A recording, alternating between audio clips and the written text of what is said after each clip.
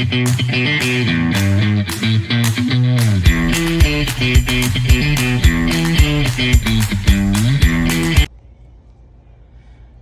right guys, Jeff here, just wanted to give you a lowdown on this Wagner. This is a corded model of this, and I have used it to paint quite a bit of stuff. I'm just going to go through it real quick and show you some of the features. The reason why I'm going to do it without it off, it is, as you can see, it is a little loud, so I just kind of wanted to talk about it for a second before I show it in action. You can see I've got some gallons of paint that I've run through it.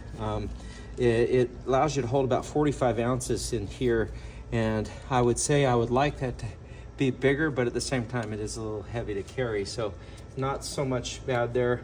Has an air power dial. I've got it set almost to max just because I'm doing a really thick semi-gloss type latex paint.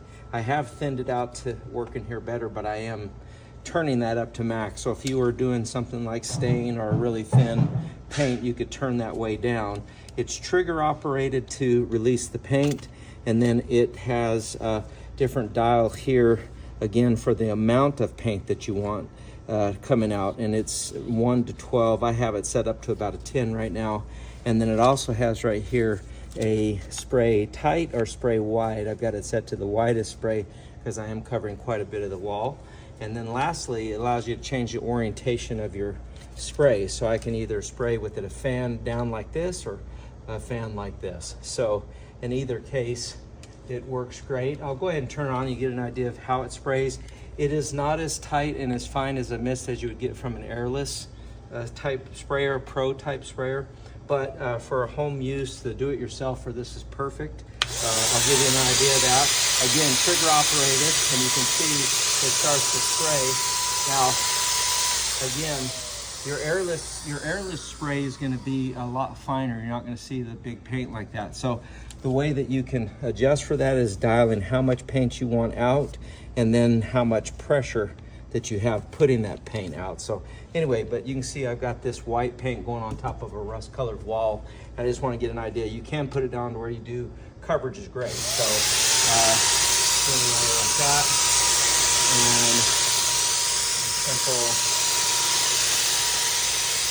And you see that gives you good coverage. I like to say about 6 to 8 inches away from the wall.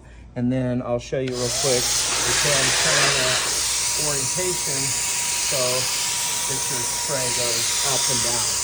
So like that. So again, for coverage, I know I'm going to be doing 2 coats.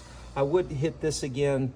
Careful not to put too much paint so that it runs off the wall, but definitely 2 coat coverage on something dark like this is what you'd expect.